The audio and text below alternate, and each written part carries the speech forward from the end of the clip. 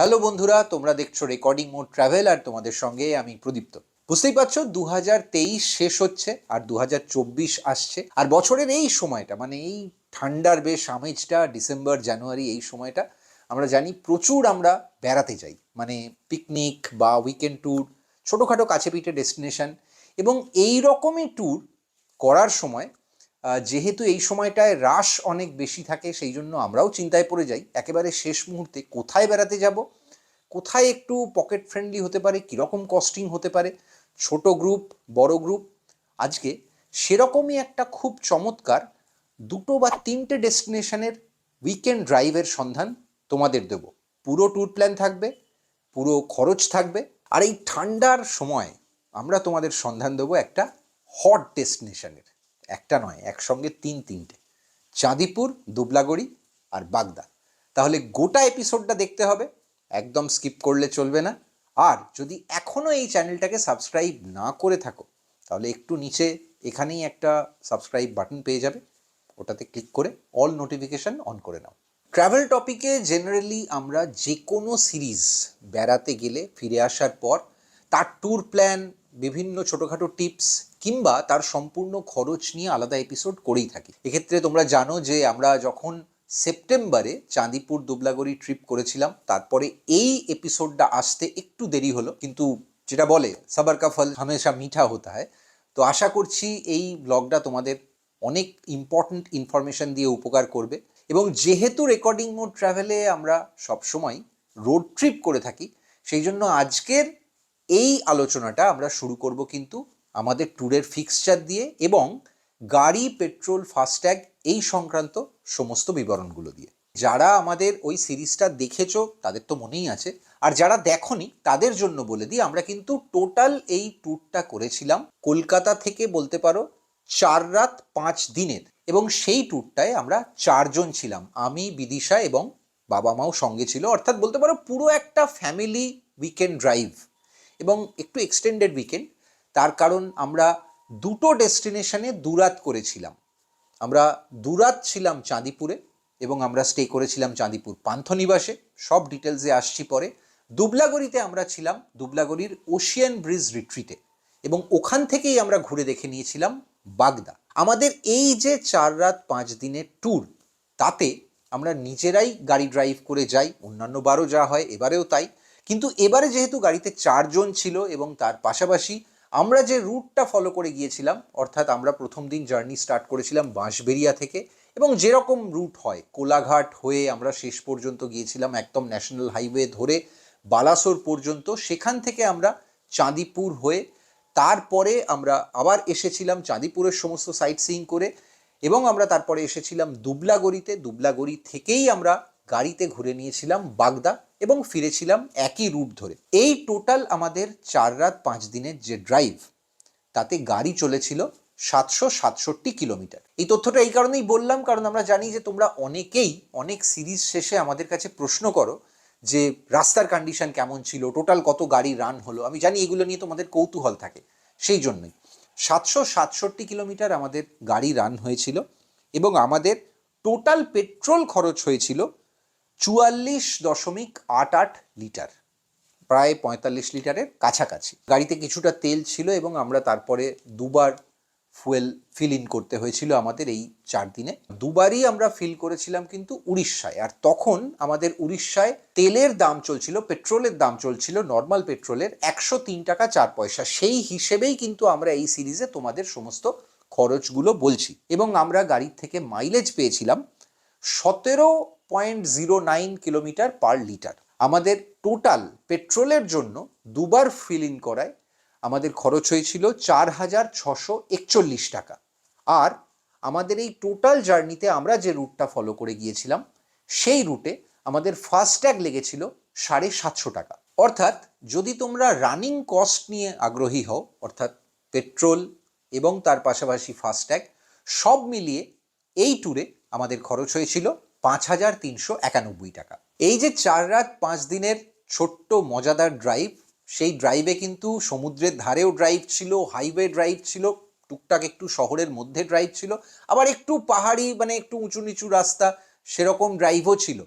এবং এই ড্রাইভ নিয়ে তোমাদের যদি খুব আগ্রহ থাকে আর তোমরা যদি আমাদের প্রথম দিনের ড্রাইভটা মানে বাঁশবেড়িয়া থেকে শুরু করে আপ টু চাঁদিপুর পৌঁছানো পর্যন্ত যে জার্নিটা, সেই ইন্টারেস্টিং জার্নিটার ভিডিও না দেখে থাকো, তাহলে সেই ভিডিওটার লিঙ্ক কিন্তু তোমাদের জন্য ওপরে আই বাটনে ছাড়লাম, আর নিচে ডেসক্রিপশানেও কিন্তু তোমরা সেই লিঙ্কটা পেয়ে যাবে। অবশ্যই এই পর্বের পর দেখে নিতে পারো।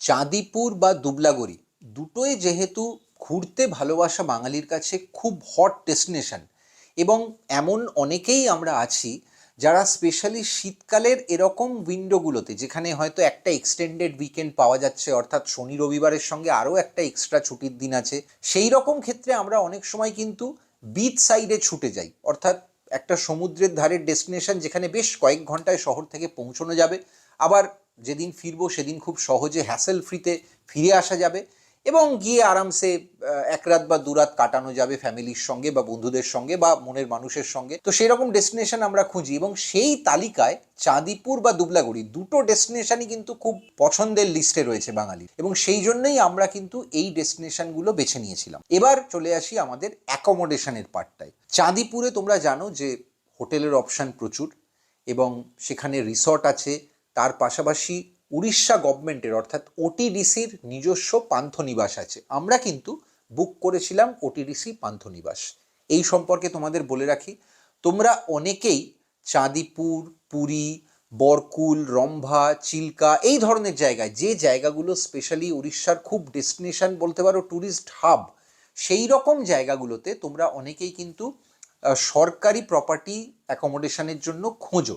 সেটা পাওয়া একটু অনেক সময় কঠিন হয়, স্পেশালি বছরের এই রকম সময় তোমরা যদি প্ল্যান করতে যাও, তাহলে আমি জানি কী কী সমস্যা হয়। অধিকাংশ ক্ষেত্রেই যে প্রাইভেট প্রপার্টি বা রিসর্টগুলো, সেগুলোর দাম এই সময় প্রায় মানে আকাশ ছোঁয়া আগুন এবং মর্জি মাফিক, এবং সেগুলোর বুকিং পাওয়াটাও একটা বিরাট বড় ইস্যু হয়।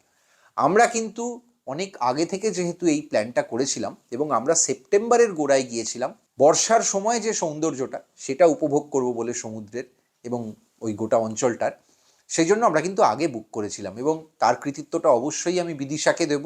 অনলাইনে বিদিশা বুক করেছিল, এবং চাঁদিপুর পান্থনিবাস কিন্তু অনলাইনে বুক করা যায়। আমাদের চাঁদিপুর পান্থনিবাসে 1444 টাকা পড়েছিল পার ডে পার রুম। সেগুলো কিন্তু এসি রুম ছিল, এবং আমরা এরকম দুটো রুম নিয়েছিলাম। ওখানে কিন্তু নন এসি রুমেরও প্রভিশন আছে, এবং খুব ইন্টারেস্টিং তোমাদের জন্য জানিয়ে রাখি, ওখানে কিন্তু দুটো বিল্ডিং আছে, পুরনো বিল্ডিং এবং নতুন বিল্ডিং। তোমরা কিন্তু ওখানে পৌঁছেও কোন বিল্ডিংয়ে তোমরা রুম চাইছো সেই রুম প্রেফারেন্সটা তোমরা বলতে পারো। এই যে তোমাদের 1444 টাকা বলছি, এটা কিন্তু ট্যাক্স ইনক্লুডেড, সব কিছু মিলিয়ে। দু রাত আমাদের দুটো এসি রুমের জন্য খরচা পড়েছিল 5778 টাকা ট্যাক্স ধরে, এবং এর সঙ্গেই আমাদের কিন্তু কমপ্লিমেন্টারি ব্রেকফাস্টও ছিল। এবার চলে আসি দুবলাগড়িতে, মানে বাঙালির কাছে এই মুহূর্তে ব্লকবাস্টার বিচ ডেস্টিনেশন বলা যেতে পারে। সবাই দুবলাগড়ি ছুটছেন, প্রত্যেকের কাছে দুবলাগড়ি খুব একটা মাস্ট গো স্পট, এবং প্রত্যেক সপ্তাহতেই নতুন নতুন ভিডিও আসছে। তোমরা নিশ্চয়ই আমাদের দুবলাগড়ির ব্লগটা দেখে ফেলেছো। আমরা দুবলাগড়িতে ছিলাম ওশিয়ান ব্রিজ রিট্রিটে। আমরা সেপ্টেম্বর মাসের যখন গিয়েছিলাম, তখনকার সময় ধরেই আজকে তোমাদের ট্যারিফটা বলবো। তখন ওনাদের অনেক কিছু সংস্কার হচ্ছিল, নতুন অনেক রুম তৈরি হচ্ছিল।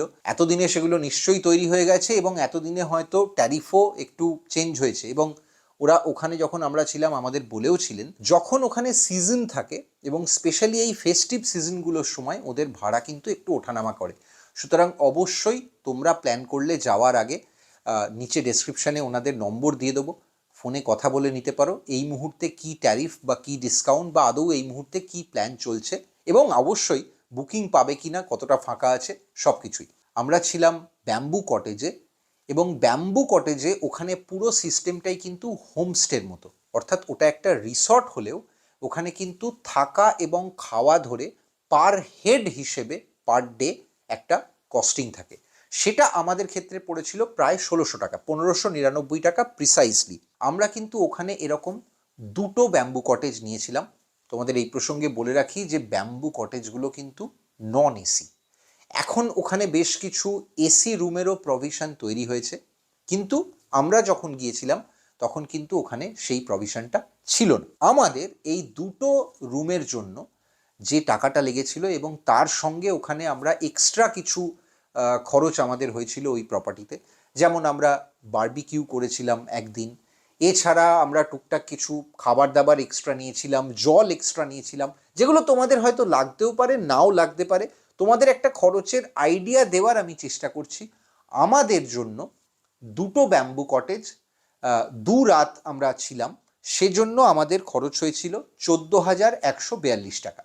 অর্থাৎ চাঁদিপুর আর দুবলাগড়ি এই দুটো জায়গা মিলিয়ে, এক জায়গাতে আমরা উড়িষ্যা ট্যুরিজমের সরকারি প্রপার্টিতে ছিলাম, আরেকটা জায়গাতে প্রাইভেট রিসর্টে ছিলাম।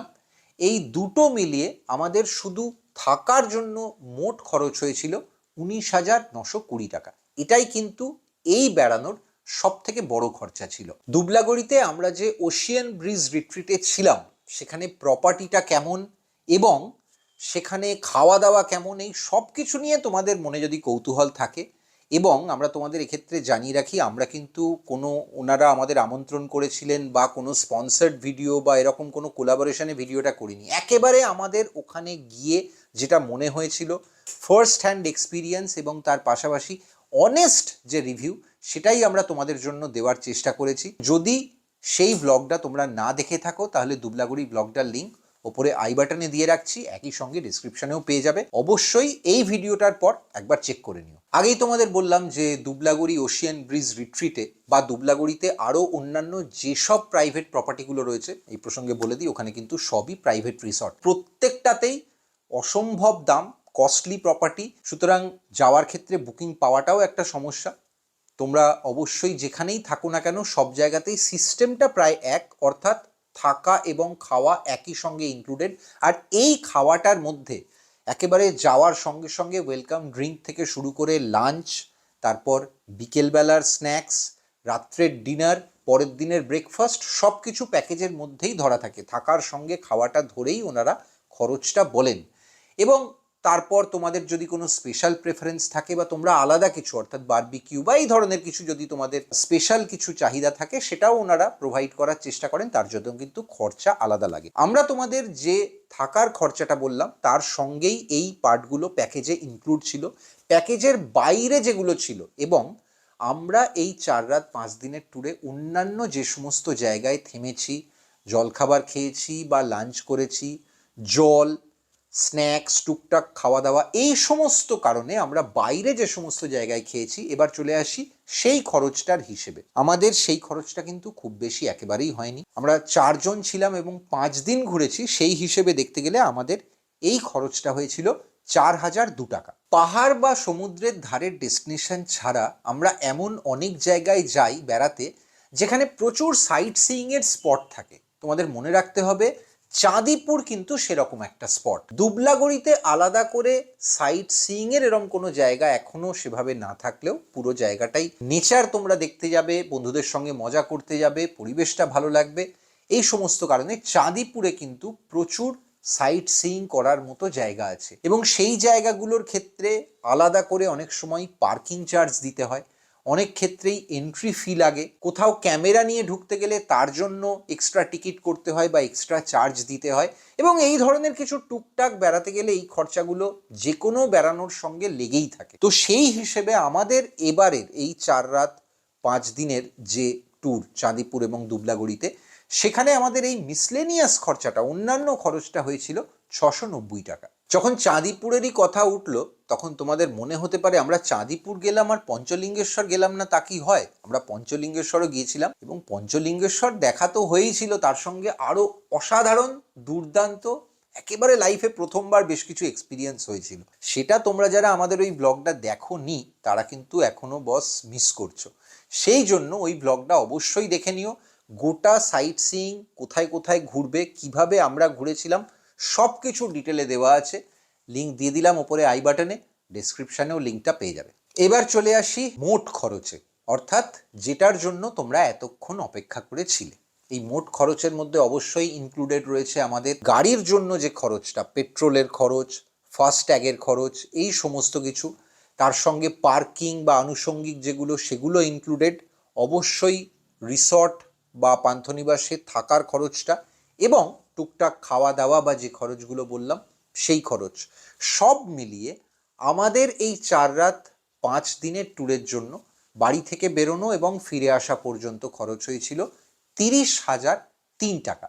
এবং যেহেতু আমরা 4 জন ছিলাম এই ট্যুরটাতে, সুতরাং তোমরা ধরে নিতে পারো রাফলি খরচ হয়েছিল 7,500 টাকা পার হেড। তোমরা বছরের কোন সময় যাচ্ছ এবং কোথায় থাকছো সেটার ওপর অবশ্যই এই খরচটা একটু হয়তো তফাৎ হতে পারে। খাওয়া দাওয়ার ওপরও অনেকটাই হেরফের করে, ওঠানামা করে। কিন্তু তোমাদের মাথায় রাখতে হবে সবথেকে বড় যেটা ফ্যাক্টর, আমরা এই ট্যুরটা করেছিলাম সেপ্টেম্বর মাসে।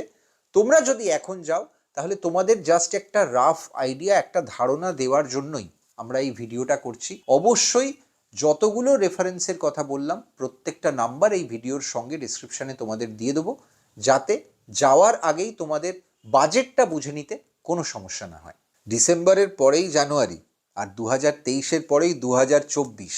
এই কথাগুলো কেন বলছি, একটু হেঁয়ালির মতোই থাক ব্যাপারটা, তার কারণ এর চেয়ে বেশি ডিটেলে বলবো না। এই যে চাঁদিপুর, দুবলাগড়ি বা রিসেন্ট তোমরা বিহার সিরিজটা আমাদের থেকে দেখে ফেললে, এরপর আমরা কোথায় যাচ্ছি সেটা কিন্তু খুব ইন্টারেস্টিং। এবং তার সঙ্গে তোমাদের বলে রাখি, জানুয়ারি মাসের সবচেয়ে হট ডেস্টিনেশনটায় আমরা কিন্তু গিয়েছিলাম, আর সেই সিরিজটাই তোমরা এই ভিডিওর ঠিক পরে দেখবে। সুতরাং একটু অপেক্ষা করো, একটু কৌতূহলটা ধরে রাখো। বাই দ্য ওয়ে, এই ভ্লগটা তোমাদের কেমন লাগলো অবশ্যই সেটা জানার অপেক্ষায় থাকবো। আমরা ঘুরেছিলাম, আমাদের যে অভিজ্ঞতা, আমাদের যে খরচ, আমাদের যে ট্যুর প্ল্যান, সেটা তোমাদের সঙ্গে শেয়ার করলাম। তোমাদের যদি উপকার হয়ে থাকে অবশ্যই সেটা আমাদের জানিও। ভিডিওটা ভালো লাগলে একটু মন খুলে একটা লাইক করো, ভালো লাগে আমাদের। এবং যদি কমেন্ট পাই, আমরা চেষ্টা করি তোমাদের সেই কমেন্টগুলোতে অবশ্যই উত্তর দেওয়ার। হয়তো একটু দেরি হতে পারে, কিন্তু উত্তর দেওয়ার ডেফিনেটলি চেষ্টা করি। যদি কোনো প্রশ্ন থাকে এবং মনে হয় যে এই ভিডিওটার পরেও তোমাদের আরও কিছু জানার আছে, স্ক্রিনে যে নাম্বারটা দেখতে পাচ্ছ এখানে তোমরা অবশ্যই আমাদের ফোন করতে পারো। জেনারেলি অফিস টাইমের পরে সন্ধ্যের দিকে হলে খুব সুবিধে হয়, নয়তো হোয়াটসঅ্যাপও করতে পারো, আমরা সেখানেও তোমাদের উত্তর দিই। আর যে কথাগুলো সবসময় বলি, এই চ্যানেলে রেকর্ডিং মোড ট্রাভেলকে আরেকটু যাতে তারা স্বাস্থ্যে একটু হৃষ্টপুষ্ট হয় সেটা একটু মাথায় রেখো। এবং আমাদের এই যে বেড়ানোগুলো, আমাদের এই যে ছুটে ছুটে যাওয়া, সেগুলোর পেছনে যে খরচ, খাটনি, পরিশ্রম এবং যে তাগিদটা থাকে, সেগুলো সব কিছুই কয়েক গুণ বেড়ে যায় তোমাদের থেকে একটু সাপোর্ট পেলে। এবং সেই সাপোর্টটা তোমরা কিন্তু কোনো টাকা পয়সা দিয়ে নয়, তোমরা অবশ্যই আমাদের করতে পারো একটাভাবে। যদি তোমরা এখনও এই চ্যানেলটা সাবস্ক্রাইব না করে থাকো, ইউটিউবে একটু সাবস্ক্রাইব করে নিও। ওই সংখ্যাটা আমাদের কিন্তু অনেক ক্ষেত্রে অনেক বেশি পরিমাণে ইন্সপায়ার করে। একই সঙ্গে আমরা অন্য সোশ্যাল মিডিয়াগুলোতেও আছি, যেমন ফেসবুক, ইনস্টাগ্রাম। ওখানেও আমাদের সঙ্গে তোমরা লাইক, ফলো করতে পারো, আমাদের একটু সাপোর্ট করতে পারো। এবং তোমরা যদি তোমাদের এইরকম কোনো বেড়ানোর অভিজ্ঞতা আমাদের সঙ্গে এবং আমাদের মতোই আরও অনেক বন্ধুদের সঙ্গে শেয়ার করতে চাও, তাহলে আমাদের Facebook group recording mode travelogue, সেখানে কিন্তু সেই সুযোগটা রয়েছে। তোমরা তোমাদের বেড়ানোর ছবি, তোমাদের কোনো লেখা, সব কিছু তোমরা সেখানে শেয়ার করতে পারবে। তাহলে দেখা হবে আবার কোনো নতুন জার্নিতে, এরকমই খুব ইন্টারেস্টিং নতুন কোনো এপিসোড নিয়ে। আজকের মতো টাটা।